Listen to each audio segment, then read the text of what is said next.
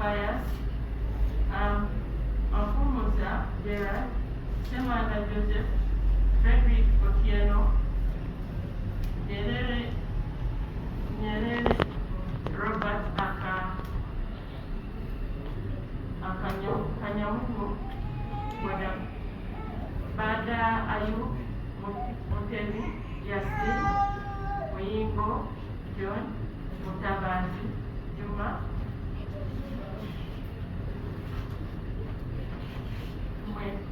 Tumwekwas Cesario, Kawalia, Theo James, and others still at large between 2022 and May 2025 in the various areas of Kampala, Metropolitan, Luwero, Nakasongola, Mityana, Kibuga, and Mubende districts for purposes of influencing government or intimidating the public and the political or social and economic aim indiscriminately without due regard to safety of others or property, interfered with electricity system by cutting down or destroying the electricity network, resulting into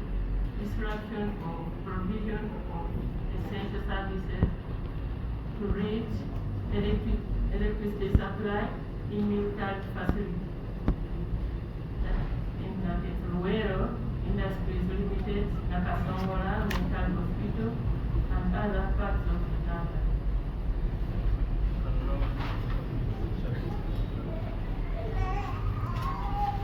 The first bit was about your particulars. She's going to interpret the particulars of the offense in Uganda, which one we can understand. Ebisoso bibadde bibogerako nga tugenda kutunula omusango Uganda sobole okutegeera. Omusango okubavunaanwa gwa butujju nga gukontana n'amateeka agalwanyisa ebyobutujju, etteeka 6 ne 3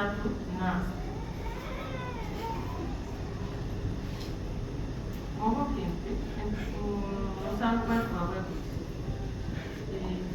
Semanda Joseph namba 67045 constable ng'oli constable ng'ate olidereva Wekibakato Emmanuel Muhumuza Josephat Mutyama Yasini Salongo Kakerewe Arafat Yusufu Abdul Razak Akayesu Kabasa Pius Charisima Pius Afumuza Gerard, Semanda Joseph, Frederick Otieno, Nyerere Robert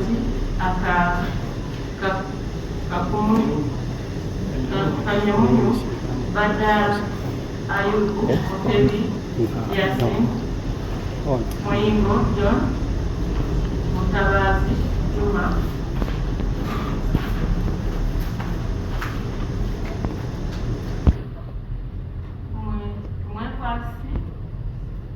Cecilio, Kawalia Deo James,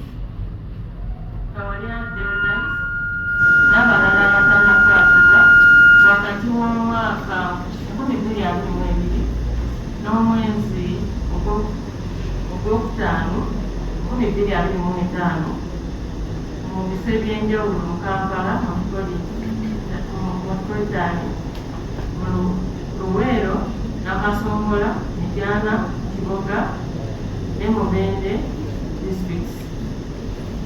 N'ekigendererwa ekyokuteteeganya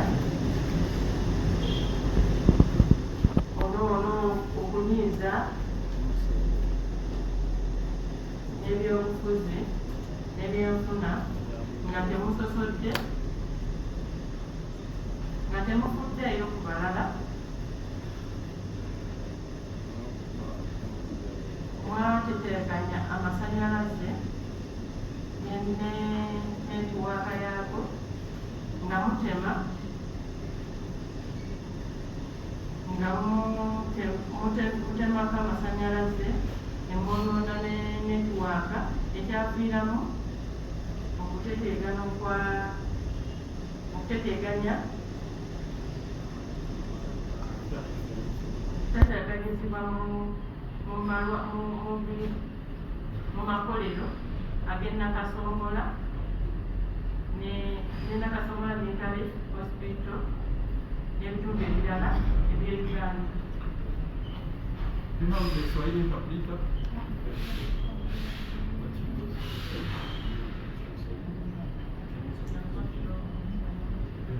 State. We have the Swahili.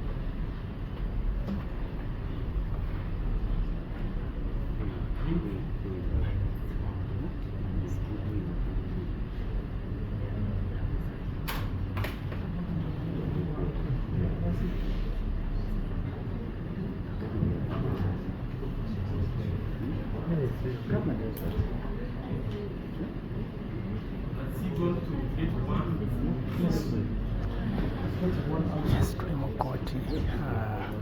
Bano abantu bonna bakwatibwa bali 17 okuva mu bitundu by'eggwanga eby'enjawulo. Kigambibwa nti bano mu mwaka guno n'oguwedde baakola omusango gw'okubba amasannyalaze mu bitundu by'eggwanga ebitali bimu, kyaviirako okuva kw'amasannyalaze mu makolero, malwaliro n'ebifo eby'enkizo. Nti bano wakati mu bulayaavu bwabwe bwe baakola nga tebafuddeeyo ku muntu yenna.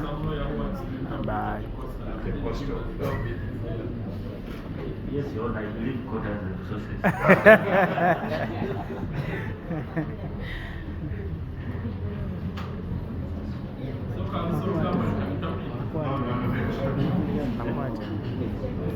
Tuli mu kunoonya asobola okutaputa Oluswayiri eri omu batamanyi naye ng'akulembeddemu we yakulemberamu bano bonna ye omusirikale wa poliisi constable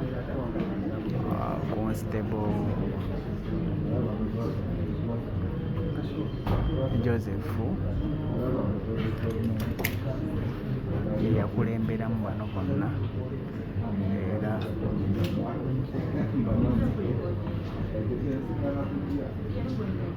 era basomeddwa omusango gumu gwa butujju nti ebyakolebwa byonna byali byesobola okufiirako abantu okufa oba byafiirako abantu okufa, gamba nga mu malwaliro. Kitegeeza nti omusango ogwo gugwa mu kika kya butujju. Olyanza okuba ali mu kyuma nga mulwadde muyi, bano olw'obutafaayo ne batemako amasannyalaze omuntu oyo n'afa. Oba oli akola ekyuma kiina kye kikola, amasannyalaze ne gavaako, ebintu byonna ne bifa oba ebimu ne bijja. So bannamawulire bangi waliwo ne gwe bayita Kato, naye waali era naye azze tulumanyi naye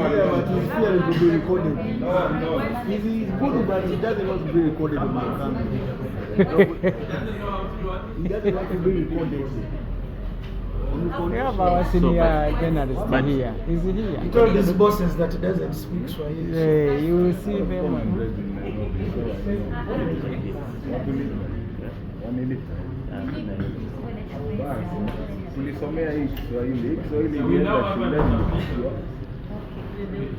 The rest of you, we have read out the charges to you. Ataputa Oluswayiri tumufunye. Aha, Tieno. Even state you know Swahili. Freddy Otieno. Yes, you are Freddy Otieno. You are a male adult, you are aged 49 years, you are Kenyan,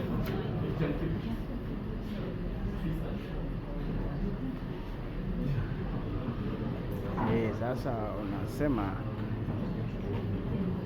wewe It